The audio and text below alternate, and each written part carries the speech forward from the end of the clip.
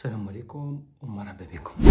معكم رفيق وزاني صانع محتوى سياحي. هذا المرة جيتكم في فيديو خاص حول السياحة والاكتشاف عبر الولايات. بزاف الناس يتساءلوا علاش يا رفيق تسافر من ولاية لولاية، وكيفاش تصرف وكيفاش دير كل هذا راح نتناولوه في فيديو قصير معكم ان شاء الله. بقوا معايا. كيفاش بديت صناعة المحتوى السياحي؟ صناعة المحتوى السياحي بديتو على شكل التقاط صور، من بعد وليت نخدم فيديوهات صغيرة على شكل مقاطع صغيرة، كذلك يكون على شكل محتوى مطلوب ومقبول.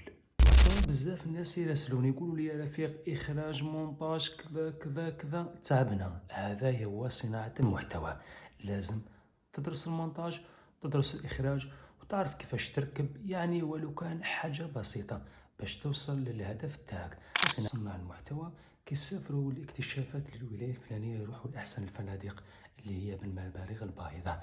أنا نوصيكم ببيت الشباب، بيتوا في بيت الشباب، وكذلك اغتنموا الفرصة باش تاكلوا أكل بسيط.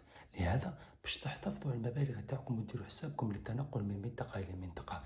نشرب قهوة صباح، بعد كيلحق وقت الغداء فريط اوملاد حاجة خفيفة، وفي المساء كذلك قهوة حليب وحاجة خفيفة، وفي العشاء نتعشى. وإلا عرضني واحد ما نقولوش لا. كاين نهارات كنسافر من ولاية لولاية ما خلص حتى دورو، نروح عند الأحباب والأصدقاء.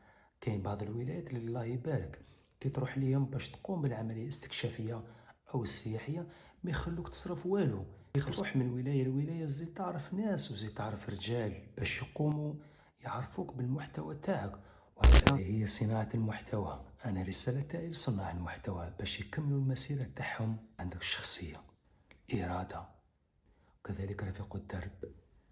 اسمي المفضل والمشهور اللي عندي أني عشت في الطبيعة، عشت مع الجبال، عشت مع الحيوانات، ودرست علم الآثار.